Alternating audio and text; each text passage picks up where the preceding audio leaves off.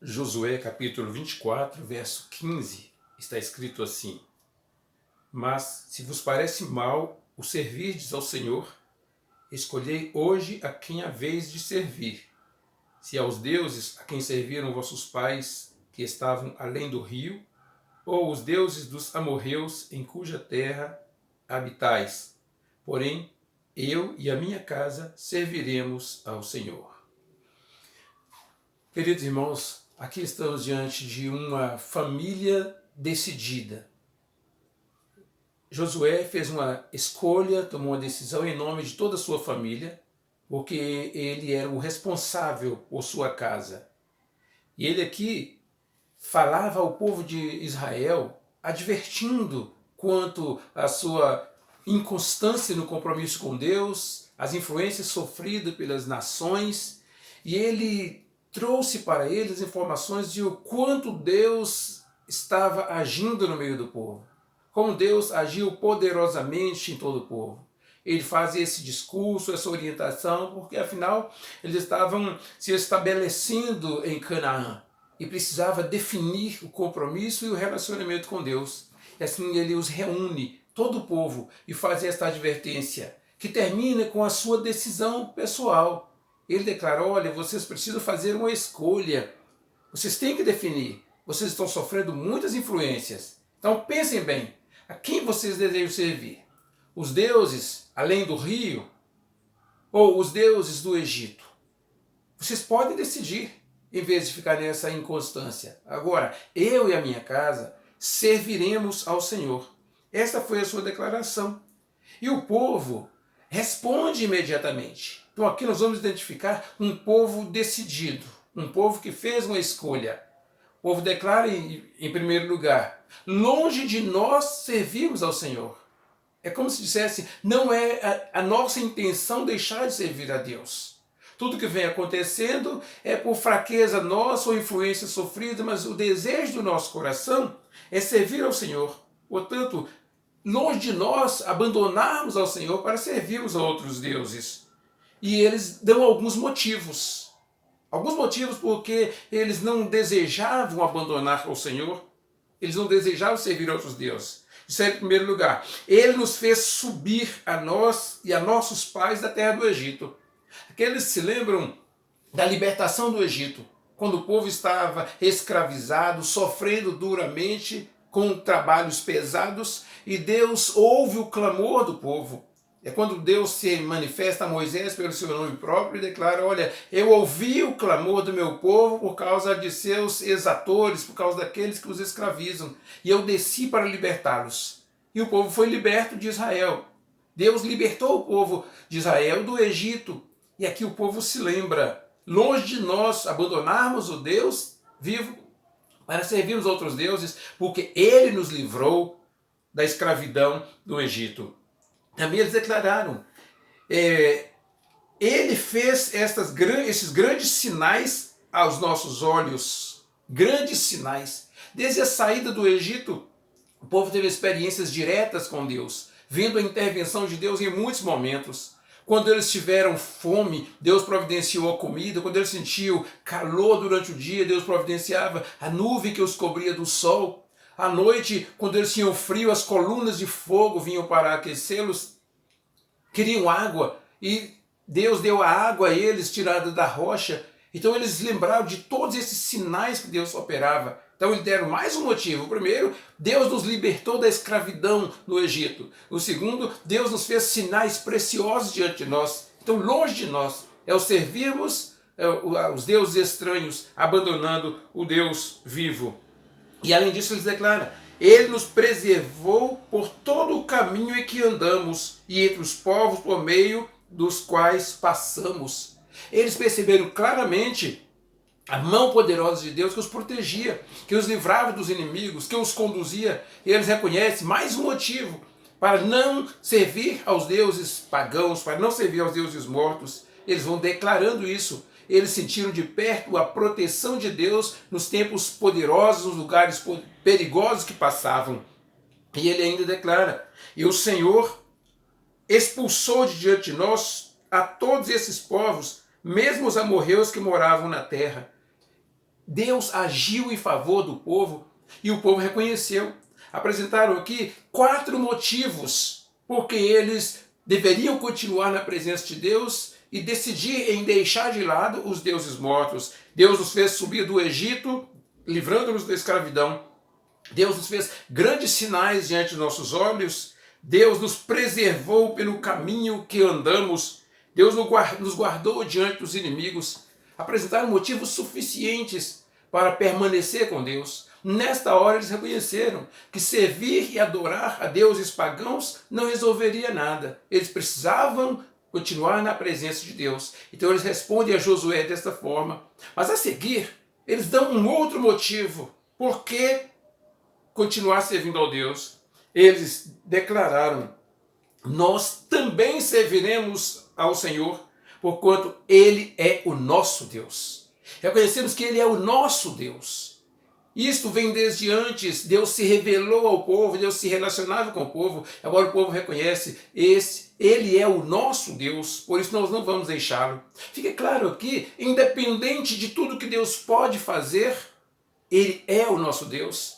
Se estamos bem, Ele é o nosso Deus. Se estamos mal, Ele é o nosso Deus. Essa é a declaração maior que esse povo fez quando responde a Josué.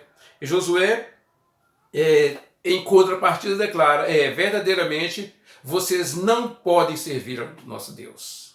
Vocês não podem. Diante de tudo que o povo falou, ele falou: vocês não poderão servir. Josué agora advertia quanto à inconstância que o povo vivia. Porque vocês decidem assim agora, mas daqui a pouco serão seduzidos por más influências. Daqui a pouco vão trilhar por outros caminhos. E Deus vai voltar-se contra vocês com ira. Porque Ele é um Deus justo. Ele é um Deus santo. E vocês não podem servir a Deus porque vocês vão ofender a santidade de Deus. E assim Ele não vai perdoar as transgressões de vocês, Ele irá punir vocês. Será que vocês podem tomar essa decisão? Eu creio que não. Vocês têm sido inconstantes, indefinidos, e agora falam dessa forma, mas de repente não vão permanecer na presença de Deus. Ele fez essa exortação. Ele declara: se vocês abandonarem o nosso Deus para servir a deuses estranhos, aí vocês vão pagar duramente por isso. Vocês serão consumidos. Depois de ter feito o bem, vocês vão receber o mal. Deus consumirá vocês. Então, Josué, ao apresentar isto e a insistência do povo, o povo dizia: queremos servir, nós queremos servir, somos testemunhas disto. E Josué confirma: olha, são testemunhas disso. Então, vocês vão tomar providências, já que vocês testemunham isso. Definem que querem servir mesmo a Deus, que não querem servir a deuses mortos. Agora, vocês são testemunhas, não é isso? Então, comecem a fazer isso. Lancem fora os deuses estranhos. Tire todos os deuses estranhos que estão no meio de vocês, todas as imagens esculpidas. E volte o coração para o Senhor Deus de Israel, definitivamente para Ele, não se inclinando mais a imagens esculpidas, a deuses mortos, mas servindo definitivamente ao Senhor. Abra mão desses deuses pagãos que vocês servem. E o povo então declara a Josué: serviremos ao Senhor nosso Deus e obedeceremos à sua voz. Serviremos ao Senhor e obedeceremos à sua voz. Estamos disponíveis. Isto é, vamos correr o risco, entregando a vida ao Senhor. A verdade é uma decisão de fé.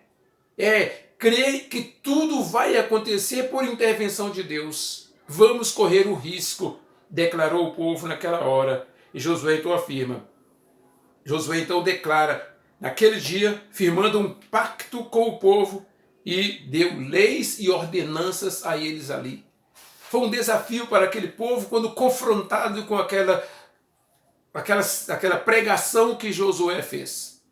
Ele apresentou tudo aquilo que Deus sempre fez em favor do povo e desafiou o povo com respeito à sua inconstância, e todos refletiram e tomaram a decisão. Agora firmaram um pacto diante de Deus, mas eles tinham que se lembrar tudo o que Deus havia feito por eles e quem era Deus para eles, e principalmente tomaram uma decisão séria: serviremos ao Senhor e obedeceremos à sua voz. Foi uma decisão firme.